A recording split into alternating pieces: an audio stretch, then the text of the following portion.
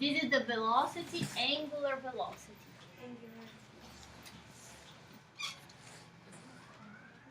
Isn't that the only W? No, we also have There is this is the only omega. We have a W for weight, for work. Yeah. Okay.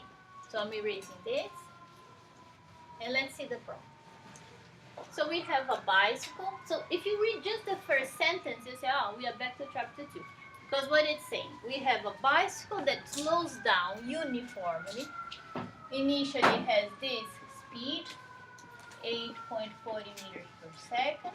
It slows down until it stops, so the final is 0. And it takes this, moves through this whole distance, 150. So if you just read that, you say, oh, we're back to chapter 2. And then they give us another little detail. They say that this is the tire, and they give us the diameter of the tire. So if we have diameter, we have radius, right? And the radius then is, it's so noisy. The radius is half of the diameter. I'll put it in meters, so 0.34. We should have soundproof.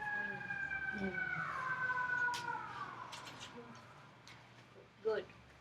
So first question. What is the angular velocity at the beginning, at time 0? What would you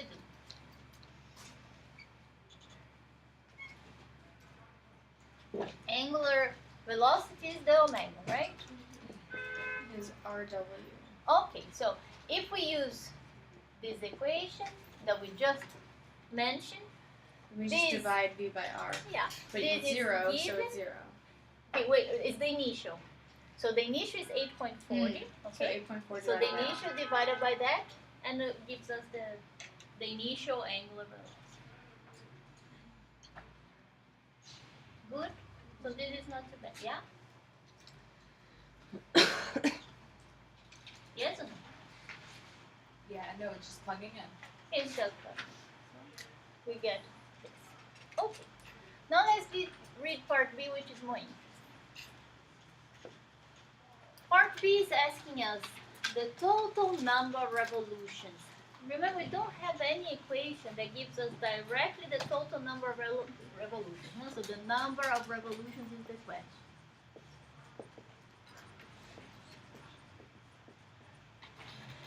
But we said that if I have another quantity, I'm able to get the number of revolutions. Which one? If I have one. Frequency? You could if it was constant, right? But if Your X, which in this case is omega. instead of X, it's connected to X. The Sorry, period. Theta, right? So if I have theta, and I know that 2 pi is 1 revolution. So if I divide this theta by 2 pi, I get the number of revolutions. So what we need to compute is this theta. Okay, so now I ask you, what are all the equations that come to your mind where theta shows up? What is theta here? Theta is the angle, the whole angle that the object rotated. But isn't that just 180? What we have is the wheel of the bicycle rotating and moving forward like that. I don't know how many times this rotates, so Right. if it rotates just once completely, so the whole angle would be 2 pi. If it rotates twice completely, 4 pi.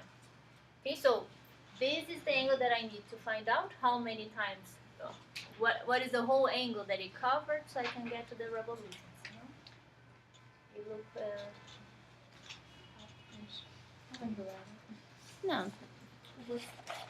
This is the tire, right? Mm-hmm. So I want to know what is this angle that I rotated.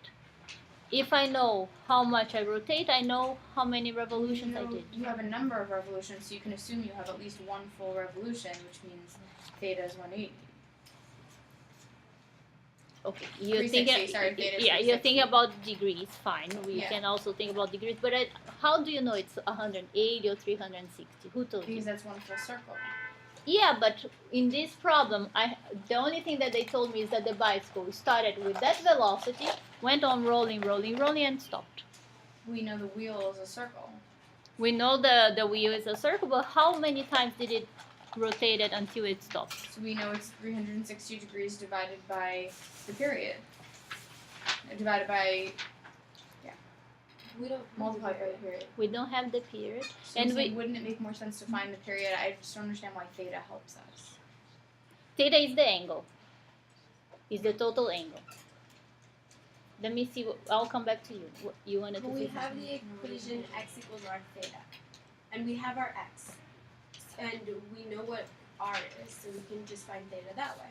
Okay, so I'm going to write down What theta is. Or The reason But how did why you get this theta equation? is theta is how you this Yeah. just by telling you. Just by telling you. what the angle is.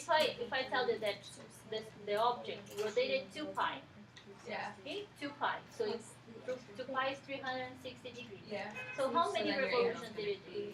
1 revolution. So now I'm saying it rotated theta. I don't know what theta is. So divided by 2 pi gives me how many revolutions? to find theta, you told us that it was like theta equals like omega not t plus alpha. There are many equations. So let's Like, can you use that or do we let's put all of the it. XR1 is the logic of this is XR1. x equals r theta. yeah. Let me put all of them and let's discuss which one is the best. Still? So Yeah, now we're both confused. meaning the math makes sense, but the logic, like the pictorial logic of how it happens, isn't making sense to me. Can you draw it in a picture, please? Yeah. I can make a picture, but I don't know what is going on in your mind. So Meaning I'm not sure what angle we're referring to. So I'm going to pick this point here, okay? So it didn't move yet, so there is no angle. So this is my point A. Time passed, and this point A is now here. So we're moving in the negative direction. From you. It's rotating, and it's now here. So comparing to this initial, it traveled this angle. Mhm. Okay? Did it complete a whole revolution? No. Maybe it went If the it- other way and ended up there. Maybe it went around. It just started here and it went to this point. So this is my drawing. Okay, so it's not a whole revolution yet. To find out how much that is, I'll say theta divided by 2 pi because 2 pi is 1 revolution. And I want to know now how many revolutions did I do? And you'll get a fraction of a I revolution. will get a fraction. Okay. Now let time go. Okay. It will be, I don't know, here. Later it will be here, back here. 360. So it will be 260 or in terms And of 360 radians. divided by 2 pi is 1, so you only made 1 revolution. So I'm talking about radians, so I would say if I went all the way back and came back to this same point, 2 pi, so this will be 1 revolution. But I could have gone all the way around and then a stopped little here. more, right. So what do you do So with this that? is 2 pi plus this amount. Can you say it's 4.25 pi? It's a whole amount that I don't know. So I what will would you put compute for with theta? So For that green one? it could be 3.75. It's rotated to pi and 1.7 more. So this amount, if I divide by 2 pi, I will know what is the fraction. 1 point something, 2 point something. Okay, and then you would get theta from which equation? Now it comes. And Odea gave us one good. G and Michelle gave us one good. So I'm going to put all of the ones that come to our mind. Every equation that comes to our mind where theta is, and let's discuss which one is the best. And if you had like 60 revolutions, it would just be a very, very large theta. Large number, yeah. Okay. Okay, so let's see. Let me go 2 slides back. There were many equations here to here. I see theta on that second equation. Omega plus alpha over 2 t here. I see omega in the third equation.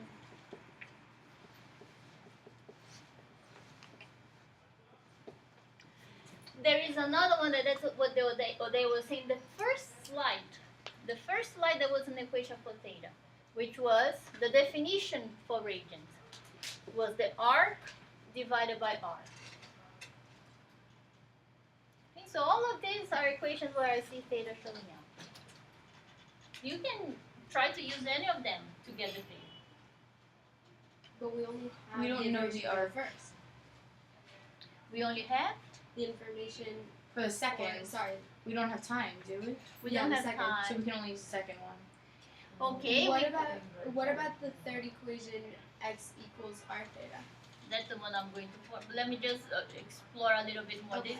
So this one, yeah, we don't have time. This one, okay, I have these two. Because we have Do I have alpha? Mm-hmm. No. You can solve even with this one. I'll give you a hint. We have velocity in r, so we can figure out. Oh no, we can't figure We out. can't alpha. because we don't have have time. we don't have acceleration. We don't have the angular acceleration, but with this here, what could I find? Linear acceleration. Linear acceleration. So this would be an option. With this equation here, You could also find time with that. And then find. we could find A, and then I know that A is R alpha, and I could come back here. Okay, so I could find theta from this one. What about you could also find time from those ones now?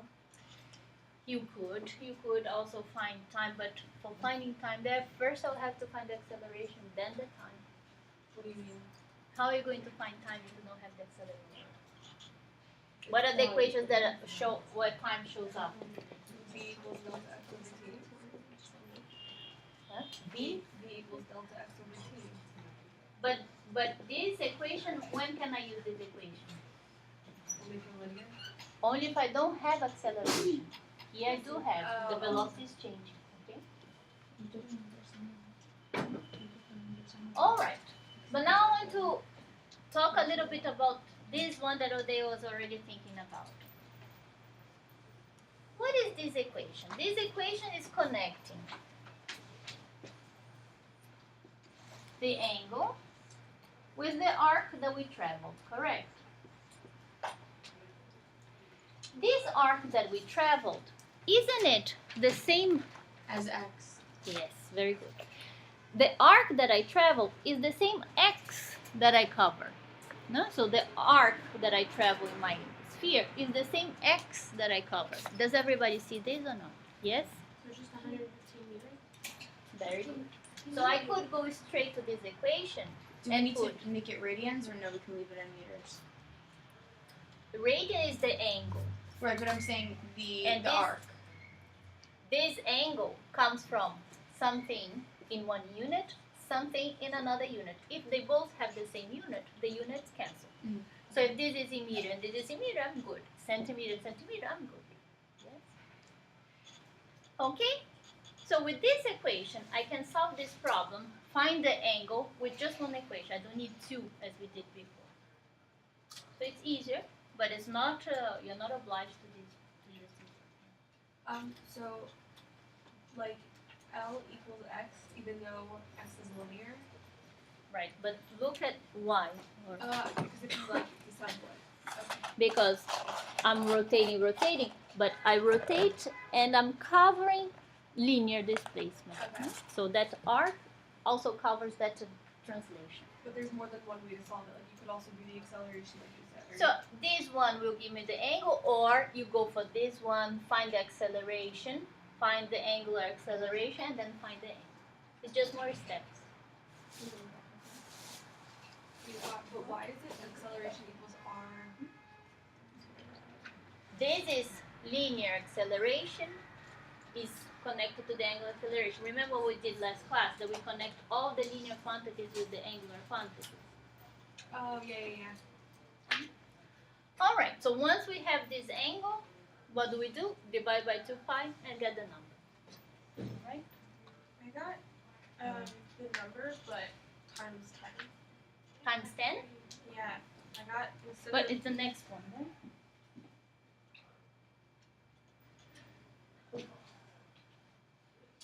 You got I got 500. 530. Did you? I got 53. 115 divided by 0.34. The diameter is in centimeters here. Yeah, you so have to do divided by centimeters to 0.34 and then divide by 2 pi. Laura? It's a question about Part part A. Okay. A. So, it said, for part A, it said, the angular velocity at the wheels, of the wheels at t equals 0. What was it hinting to us when it said that t equals 0? The initial. It wants to know what is the initial angular velocity. So why does it matter that t is equal to 0? Because it's the initial. At time 0 is when I start, so that's the initial point. As time goes on, it's not initial anymore. Okay, so we are done with B. Did it work now? No. Still not? Could it be that there is a mistake? It's 2 pi r. What is? What did you get for, okay, You have to divide. 115? So the Why? Because we have to divide. This is Why? the Why number. 2 pi? 2 pi, 1 revolution is 2 pi. Oh, you're combining the equations. So here I put the whole thing. Here I'm writing revolutions. Anyone get that? No? Yeah. No, Yeah. you have to put 2 pi in parentheses. It's a calculator error. Like, they just Oh. never write 2 pi. It has to be 2 pi in parentheses. Okay, so it's a calculator. Good. Fine. All right. Now the other ones are easy. This I think was the most interesting one to realize how to get that theta. Now the other ones are not so interesting. C is what is the angular acceleration?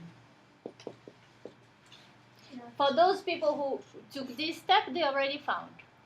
For those who went straight to this equation, they haven't found the acceleration yet, but now with the angle, I can find the acceleration. So which I'm equation? sorry, can you please go back to problem B? B. Why are we using 2 pi again? Okay, so what we found is the whole theta. Yeah. How many? Okay, I know that 2 pi radians, which is the same thing as 360 degrees, this is 1 revolution. Now I got a different value, which is not necessarily 2 pi. It could be 4 pi or 3.7 pi or any number. And I want to know how many revolutions do I have? So 1 revolution is 2 pi. How many is this theta? Okay. So theta, if I divide theta by 2 pi, I'll get how many? From here. Really? You I was confused by what I had written here from last year. Yes. What is that equation? That it equals change of x over r? This is this equation here where we defined angle in radians. We said is the arc that I travel divided by the radius. And the arc that I traveled is the amount that my bicycle translated us. How is it the same as the arc? Just like in This real is the life, wheel. Okay? So I start from this point and I turn this much. Oh, So the arc that I travel is also how much I traveled on the ground. Alright, so part C, what is the angular acceleration? Any suggestion? You could use now, you could use like w squared is equal to w naught. Yeah, I think this is the best one. Now that we have the angle, we just find alpha. Right?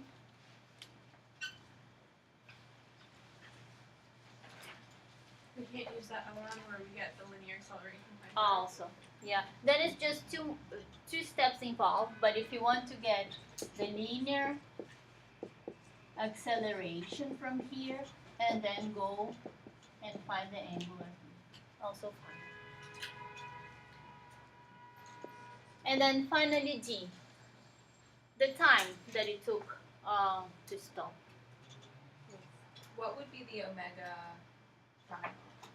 So let's read the first sentence of the problem. A bicycle slows down. Okay, so part D, the time that it takes to stop.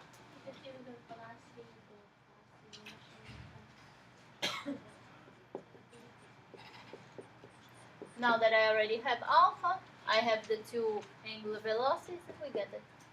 Or the other one. It's more complicated. Like the theta equals Yeah, you can do whatever, that. alpha over 2.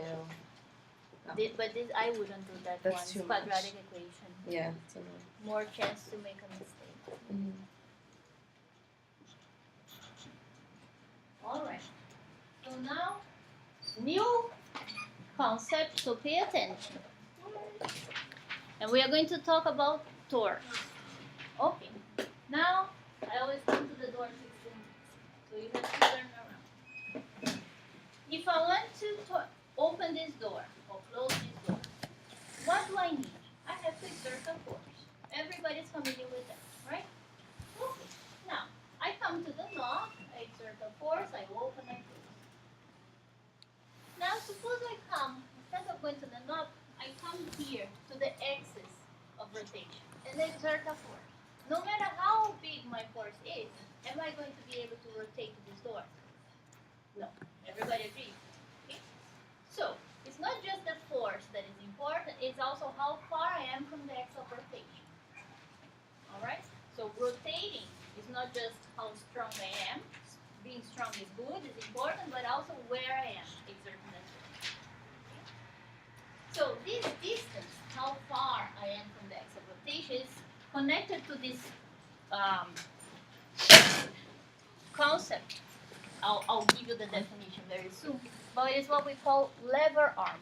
So it's how far I am from the axis of rotation, but you will see the precise definition. So this idea of lever arm, we use it all the time. Human beings are very good with the notion of lever arm. It's like an intuition. Apparently, maybe some monkeys also can do that, but humans for sure. What is the idea? Is to use a tool to do a job that is very hard to do by yourself. So here you have to open this tube, or you have to remove the screw from your tires. You cannot do with your hand. What do? Get a tool that gives you a lever arm, so it makes it easier to rotate. Okay? All right, so then let's go now for the real definition of this lever arm. What we have here is a picture of the door that we are talking about, but from the top of the door. Okay? And here I have the axis of rotation.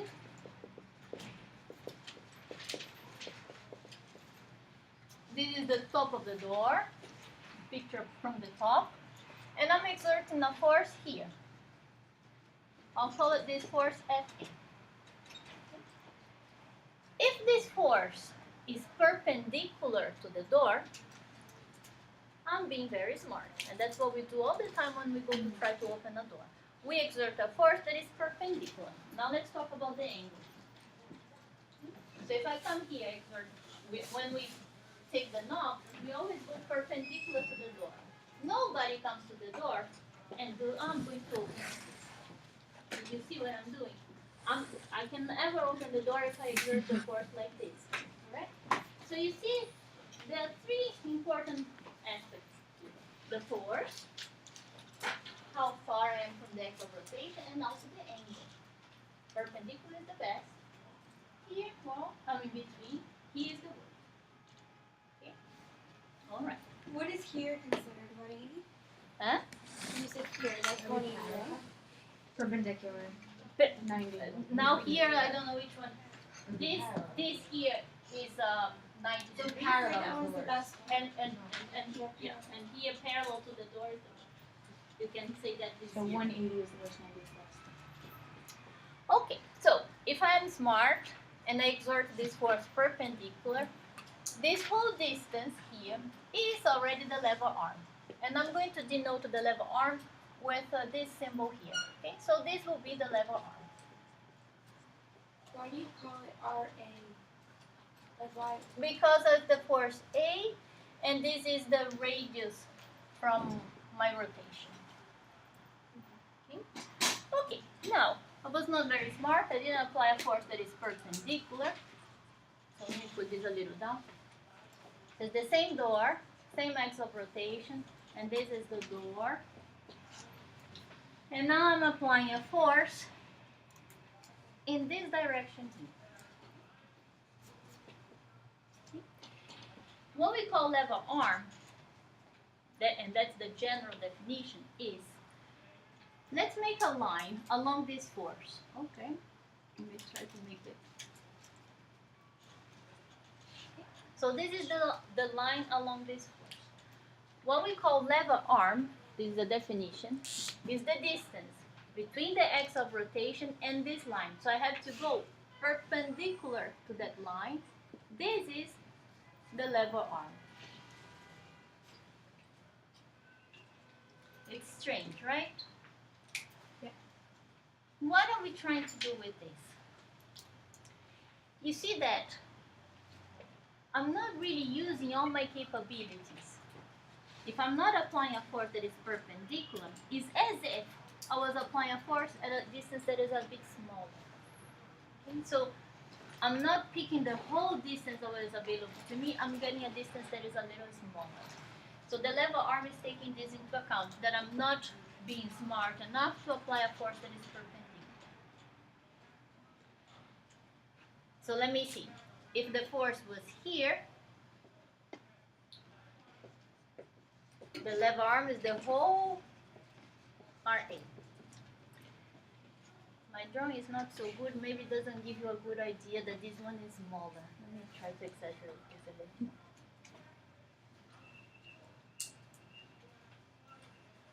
Okay, so this is my force B. And this is my lever arm for the force B. This is smaller than this one. Yes. So there's the inverse relationship between the force and your lever arm. In other words, the smaller your radius, the more the force you need. Yes. And But it's not radius, it's lever arm. That's Lever how it's arm. called. What if you're pushing it from the other side? From here, No, from like zero FD is going like this, to the left. So what if you're pushing it to the right? like this. Yeah. Again, you can get to the So level. it's just Then, a okay, longer. so I can make it like this. And again. Okay, so it's not on top of Okay, and you see that the closer I get to become parallel, the worse it will be, because my lever arm will get smaller and smaller and smaller until once my force gets here, you see that this is the direction, goes straight through the lever arm, so through the axis of rotation, so now the lever arm for this case is just 0. Yes. Okay, so first specifically FB, but I guess it applies to all of them. Aren't you putting your force onto the lever arm like we said with the wrench? You're literally pushing on the wrench, or you're pulling the thing for the wheel.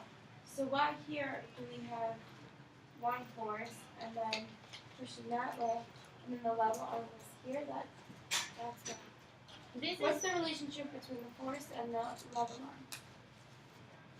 The force is just the force that I applied, but I want to quantify how useful this force is being.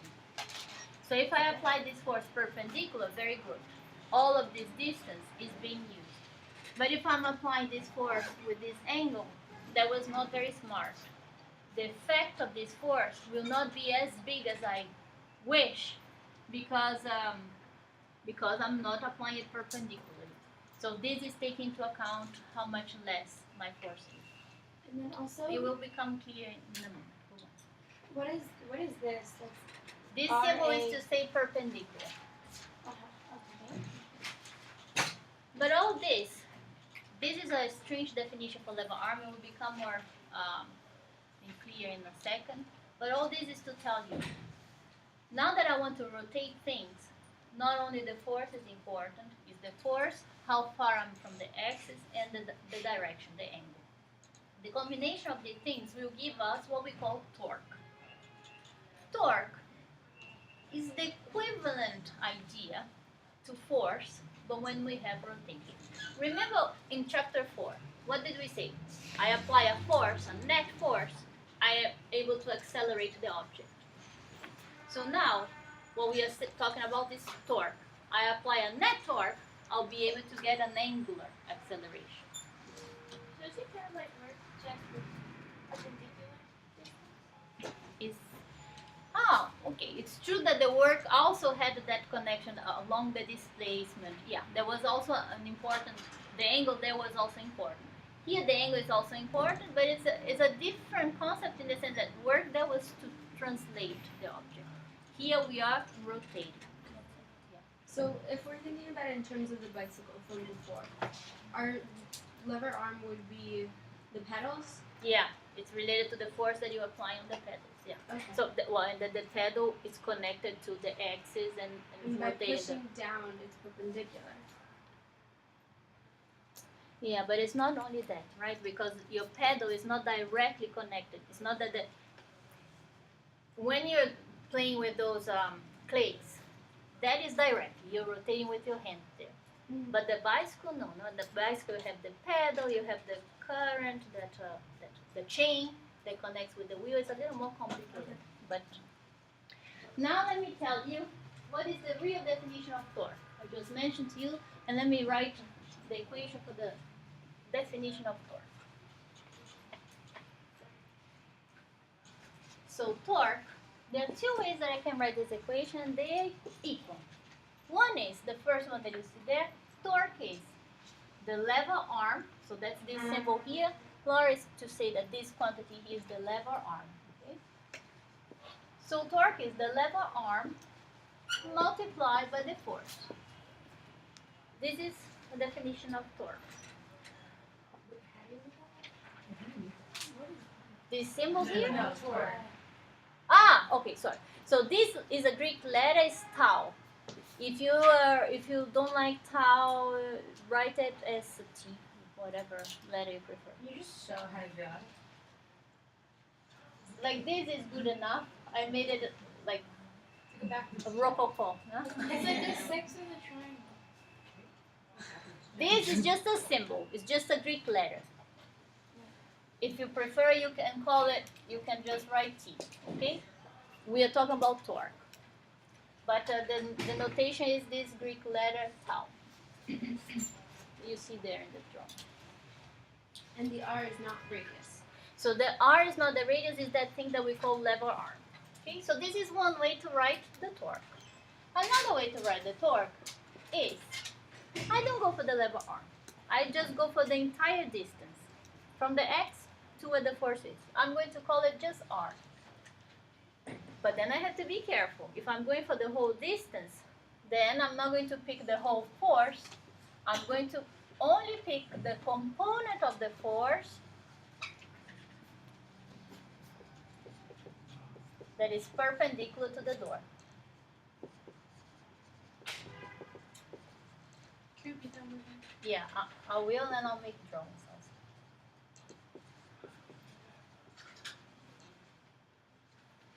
Who said that? Or not perpendicular. Huh? So, Or not perpendicular. So I have two ways to get a number that will give me the torque. Okay? One way is, let me pick just one of these forces. Here we have too many. So I'm applying this force, FB, and I multiply this number by this quantity, which is the lever arm.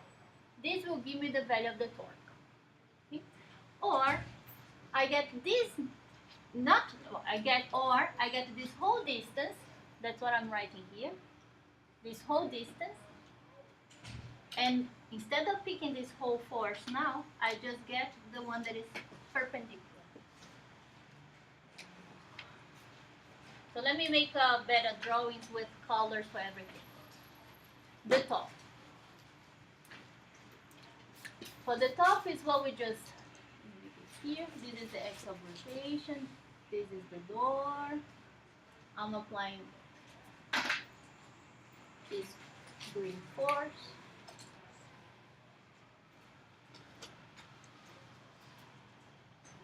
and this is my level arm.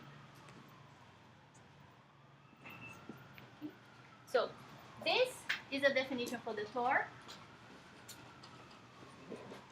This level arm multiplied by the force. That's what I wrote here. Now, for this definition here, what I'm doing is the same drawing again, the same force.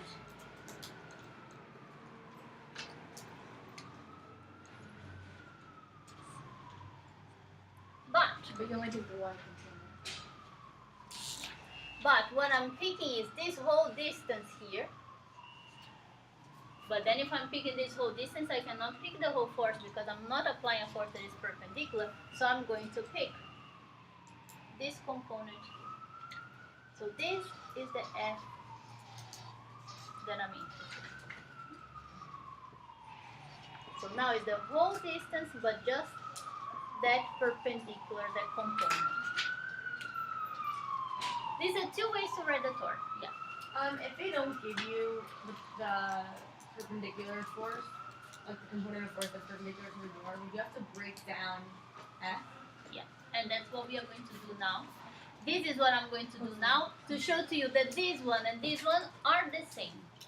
That either you write it like this or you write like this, you get the same number. Now what? Okay. Well, the annoying part is now you have to be in radians.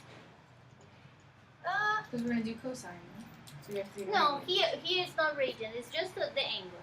Okay. So here I have this angle, theta. If this is theta, what is this angle here? Theta. Theta. Okay. Okay, so I go to the top.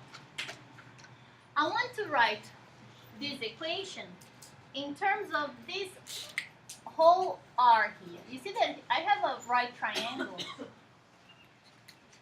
So do you agree that the sine of this angle theta is that level arm divided by R? Does everybody see this? This is a right triangle. This is theta.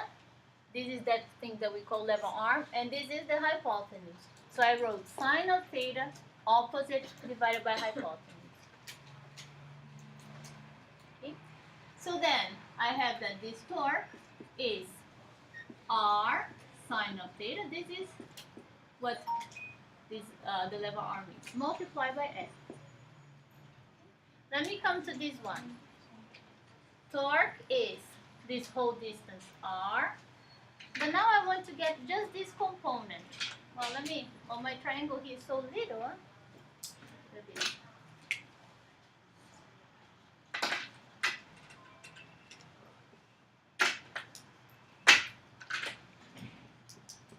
So this is F, and I'm interested only in this force here. You see that I have a right triangle, right?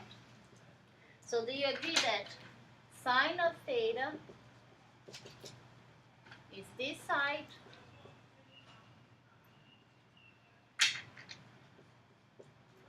divided by the hypotenuse? So that this force here is just the total force multiplied by sine of theta. So this and this are the same thing. So you can choose which one you're going to use. And it ends up being sine theta both times. It's sine of theta both times. Because what are we doing? Either I'm only picking the component that is perpendicular, or I'm just picking the distance that is that gives me the right weight for that torque. And we're not in radian. You said it's okay to still use Yeah. degrees. Yeah, it's different. It's the old things that we use to decompose the sides of the triangle. All right, so this is the definition for torque. Question. On the previous slide, when you have a knob and you say the lever arm is the distance from the knob to the hinge, why are we assuming that? Is it really supposed to be that the knob is all the way at the end? It doesn't matter very much. The knob could be here. That's fine. Why? Then the R is smaller. Huh? Isn't the R smaller? Fine. But then this would be if I apply a force perpendicular here, I would use this whole distance. If I apply here, I would get this little distance. it will be smaller, yeah. If I have a force here and a force here, the green will win. Okay. I get a bigger torque. Okay, so we said what? That torque. So you just gotta read that. So I'll come. So we said that torque is what we need to get an angular acceleration. Very similar, analogous to what we had before. The net force give us acceleration. Okay, so now what we are saying is that net torque will give us angular acceleration. What is missing is some proport. What is it that I should put here? For the force, this was the mass, which is also the inertia. We call it inertia before, right? So here, what I'm going to use is also inertia.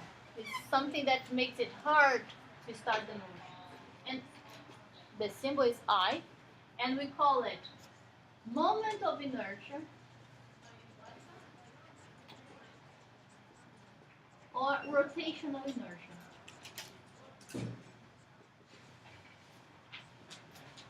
Is it the same then? Like, let's say M was 10, would I be 10? Say it again. If M was 10, No. So you will see now what this I is.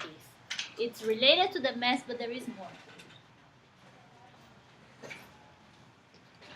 That's rotation. Like that's the first one is linear and the second one is like rotational. Yeah, this is our old quantity from chapter 4.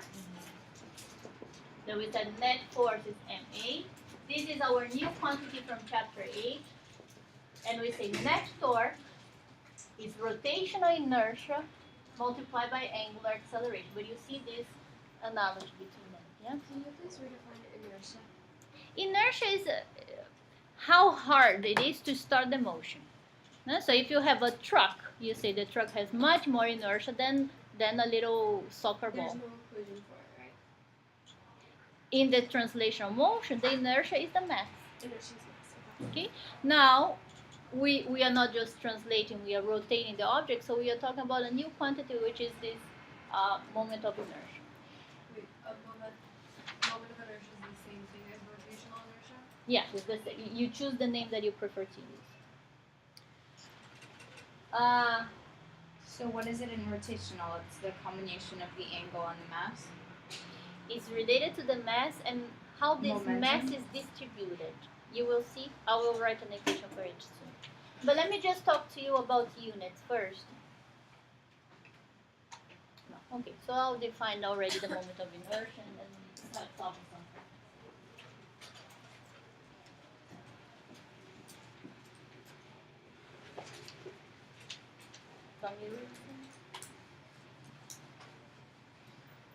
The moment of inertia, to find what is the moment of inertia of each object may be complicated and you won't have to know how to do that. I'm just going to give you one case that you will have to know and we will use, which is the simplest case, like from chapter 5, when I had a string,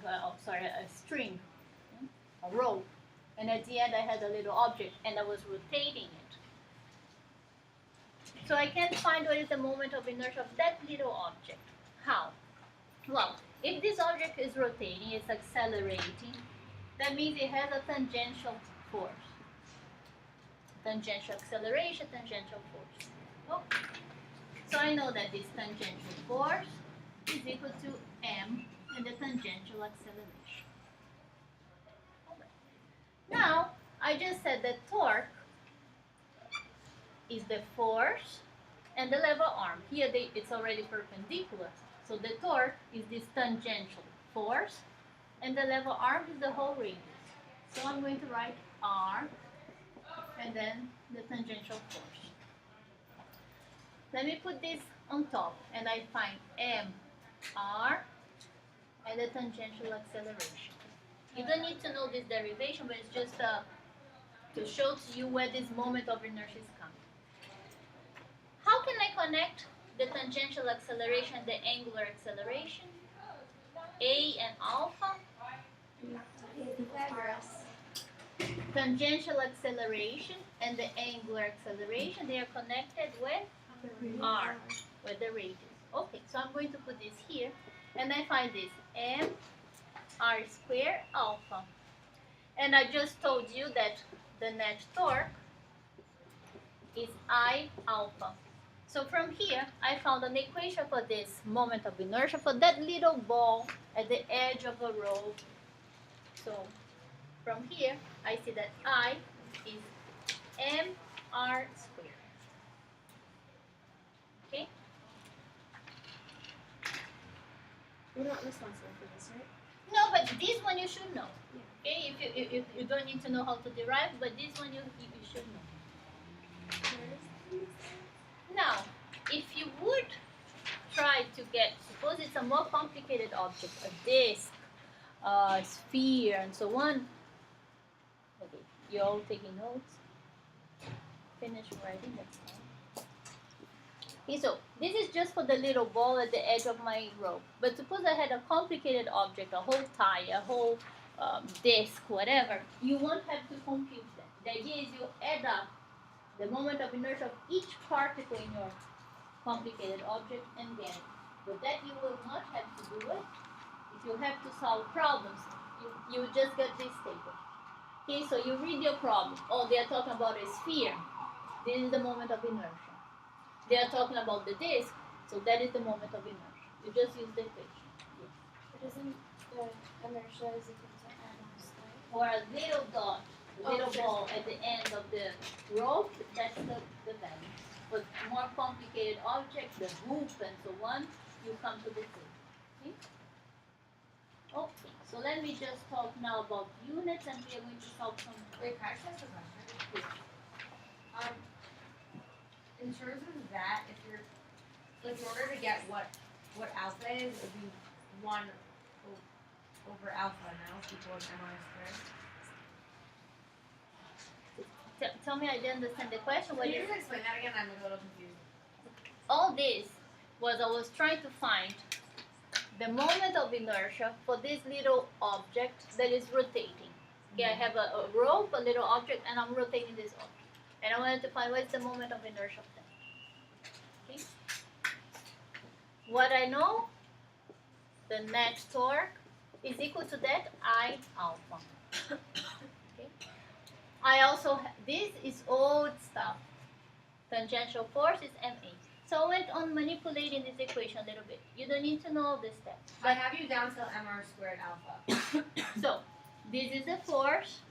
I know that torque is the radius multiplied by the force. So torque is radius multiplied by the force. The force is ma with the r. Acceleration, linear acceleration is r angular. Okay, so I have m, r, so squared alpha. So now compare this with this. This is the I that is showing up. So this is the moment of inertia of that little object at the edge of the room. But that's the only one that is so simple. The other ones may be more complicated to compute. So is this going based on the idea that torque is the same as radius times perpendicular f, and because f tan is perpendicular, In this case here, I have the tangential. So the tangential is perpendicular to the radius.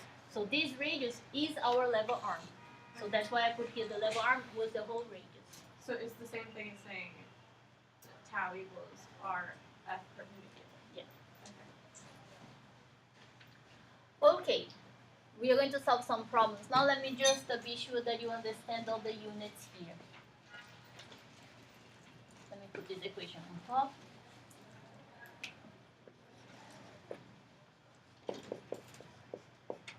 What is the unit for angular acceleration that we talked about in the first class?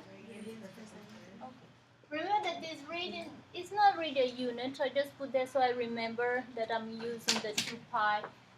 But the unit is really the second minus 2. Okay, if I look at the derivation for the moment of inertia there, what would you say is the unit for the moment of inertia? mass. So Mass is kilograms. kilogram, okay. Meters squared. Meters So squared. yeah. That's it. So now I combine all this. Where's the meter squared? And then it's kilograms meters per seconds because radians is in a unit. 1 second. Where's the meter squared from? From the R. R squared, meter squared. Oh. Okay. So I combine all these and I'm going to look at the unit for torque. I have kilogram, meter, and I'm going to put like this, meter. Why? And from the alpha I have second square, and the radians. Radian is not a unit. Okay? If you look at this part, what does it remind you? Newton. So all this just to tell you that the unit for torque is Newton multiplied by meter. Not just joules. Yeah, isn't that joules? Yeah, wait, what do you do with radians? Wait, Just what like about the chilling radians? there? You just forget about it? Yeah. It's not a unit. It's not a unit. I just put there. Oh, So I remembered when I'm talking about the angular velocity, when I'm talking about frequency. Now, who talk about joules? Very good. Very good because you go, oh, come on. You said that work was force multiplied by displacement, that we call joules. Here we don't. But is our torque work? It has the same unit. So it's the same thing. If we use joules, is Can that we wrong? describe torque as the work that one is doing? It's not wrong, but we are not talking about energy here. We are talking about a quantity that gives us the angular acceleration. But I would not put it wrong. Okay? Euro joules. Can we describe? It's not the best way because we are not talking about energy. Can we describe torque as the work that one is doing on a lever arm? Is that a definition of torque? I don't know if anyone would say it like that. You can try to understand it like that. That helps me. But it's not a linear displacement. What we are doing here is angular, right? Well, either way, with work, we were only including the components, the FD cosine theta. Right. So it's the same. But here we are not translating, we are rotating. And there will be an equation to talk about energies when we are rotating. But it's fine, if you want to think it's okay. Yeah. I feel like with the way I hear torque being referred to beforehand, tires. Tire. So why would it be referred to as tires? Because the tire is rotating. Right. So you have either someone is applying a force there to rotate this tire, or you have an engine applying a force to rotate the tire. So you have the combination of force, right? And where this force is being applied, so it's torque. So that's separate from like the idea of a lever arm. So if you really factor in with it. If you look at a car, né? So you have you applying okay, it's where would you apply this force on the tire? Yeah, it's more complicated to see the bicycle. I think is maybe easier to see. No? The bicycle, you have the chain. So where the chain is where is your lever arm. The distance from the chain to the center of your bike, the tire of the bike, is the lever arm. So it depends on where you, this is a good example. For those who have bicycles with different gears, where it goes, you get a bigger lever arm or a smaller lever arm. That is fun. Let's try to solve some problems. So this is the first problem that we have to solve.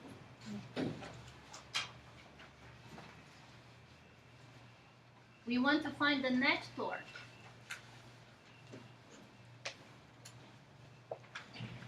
And what we have is, this is a single object, okay? It's two cylinders, but they attached to each other. They were melted together, so they are not separated. It's a single thing. Okay? It's like a piece of a machine. So this is the inner one, and there is the outer one. And then we have two people trying to rotate. So this is a single object. This is one cylinder attached, connect, melted together with the other cylinder. Okay? Someone comes and exerts a force here at the edge, this force FB, and this whole radius here, RB, both are given to us. This RB is 0.50 and the FB is 15 newtons. If I look at this force B, it's not completely perpendicular. You see, there is perpendicular to the radius would be in this direction. That force is not perpendicular, but they give me this angle. Wait. And they also give me this angle.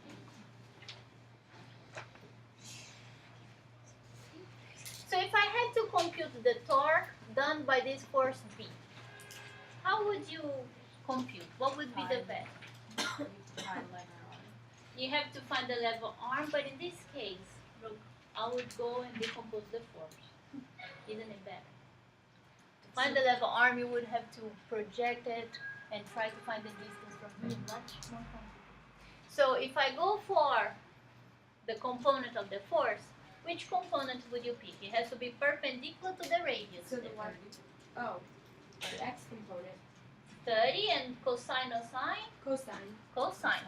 So the torque done by force B will be that radius, that distance, and the component of the force that is perpendicular to the radius, so cosine of sine.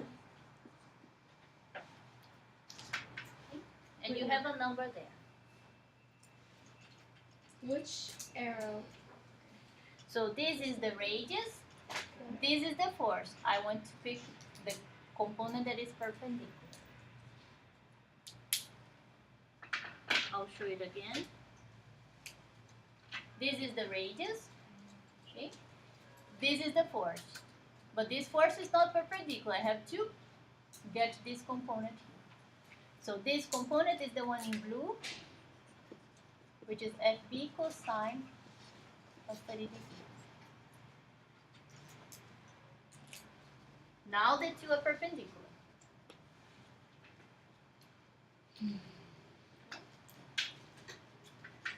Why can we combine them? Torque is the Oh, lever arm multiplied by the force. and we're using the lever arm as RB Yes. because we're looking at RB. and Remember that there are two ways to write the torque. The torque is either the lever arm multiplied by the force, or I can write the whole distance and get just the component of the force that is perpendicular. So the FB is FB parallel with the parallel sign. The upside down T. FB upside down T cosine 30. So this one here is perpendicular to the Yeah, perpendicular, To the, sorry, okay, that's it's what I meant. perpendicular to this arm. Right. So you're using the bottom equation. So I'm using this equation. the one with the little T underneath the F. Yeah. Okay. This is the sign, so perpendicular. The perpendicular. Okay. The upside down T. Yeah. Perpendicular. I have one more question. The person who is exerting this force is trying to rotate this disc clockwise or counterclockwise? Clockwise. Clockwise. And what is the convention? Clockwise is plus or Negative. minus? So we should put minus. Why? Because that's the And that's the convention. convention. Clockwise. Who decided that though? Like, who thinks that clockwise is Someone who's an I iconoclast don't for think fun. A bunch But of remember- old around the table. How I've seen people who decide everything. But this How, is going. how do we measure angles? We start from Nice. here. This is 0. This is Let's 30. get better. This is 90, right? So we count the angles like this. We counted counterclockwise. Yes. Can I just draw you what's the word? Decompose the force again. So this is the force, but this force is not perpendicular to my radius. So I want to pick the force that is the component that is perpendicular to my radius. So this is the blue one is what I want. Since they gave me this angle here, I know that I can play with this triangle.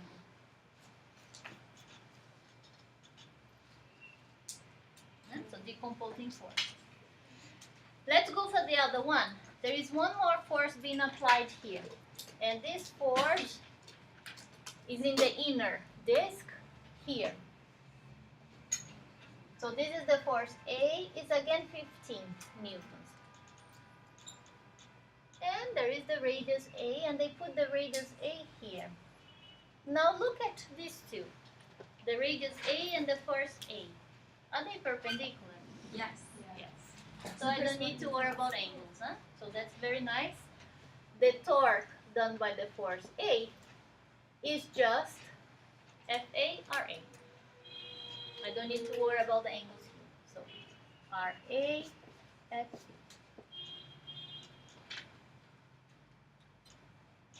The person who is here exerting the force in this direction is trying to rotate the wheel clockwise or counterclockwise? Counter. So the sign should be positive. Wait, isn't counterclockwise negative and clockwise is positive? No. Look at there. We wrote plus for counter, minus for clock. That's the convention. But for the first one, it's like for FB, we were counterclockwise there. Because you start counting from 0 and you go up and that's counterclockwise. This one, B, I'm trying to rotate it like this. How do you know that? Look at the direction of the force. I'm picking the wheel here and I'm doing, right? So this I'm trying to go clockwise. Okay, now you add the two and you're going to get the net torque. And the numbers there. Did you understand? Let's do one more problem.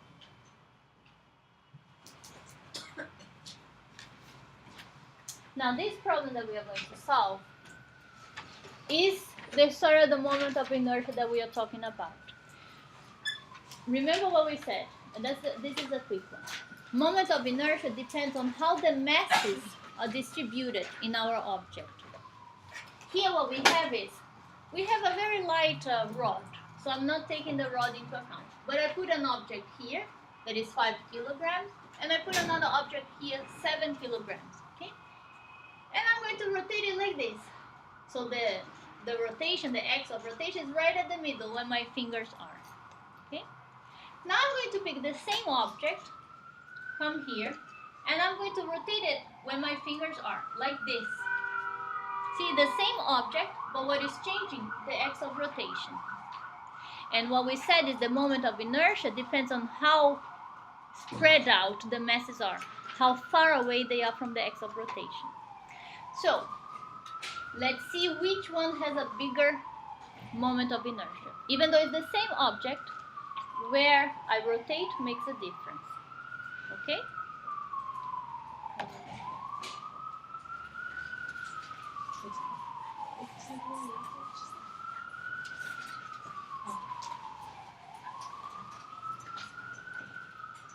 All right. So the first one, moment of inertia is the sum of the moment of inertia of each mass. So the first one will be the mass 5 and the distance from that mass 5 to the x of rotation. So this distance is 2 squared. So what I'm using here is mr squared. But I'm adding for each mass that I have there. So this is 1 and the other one is 7 and the distance 2 squared. You add these two terms and you get the number 48.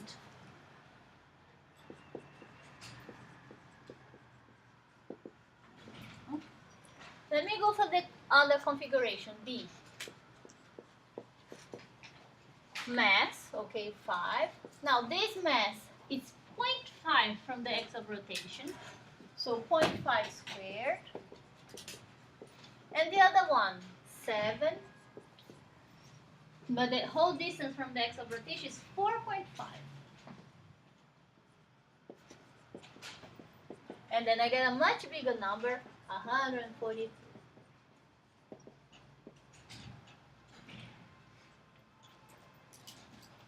This is to say, the further away you put the masses from the x of rotation, the bigger the moment of inertia will be, the bigger the rotational inertia will be. What does it mean? If you have more masses at the edges, pay attention, Laura. If I have more masses at the edges, it will be more difficult to start moving. And once it starts moving, it will be more difficult to stop because the inertia is bigger. So this is what you see in this drawing here. This object, these two objects may have the same mass, but they have a different shape. This one has more masses far from the axis of rotation. This one is very close to the axis of rotation. The moment of inertia here will be much bigger. Hard to start the motion, and once it starts, hard to stop. Is it because if the mass is farther away from the axis, then the force is spread over a larger distance? So in order to rotate at the same force, you would need to put in more force so that the force at that distance Yeah. is equal. The way we quantify that is through moment of inertia. Okay? It's inertia again, but a more sophisticated inertia. All right, so if you want to have a look, this is the problem that we'll start solving next class, and next class will be the end of chapter 8. Okay. We're moving a little fast. Yeah, about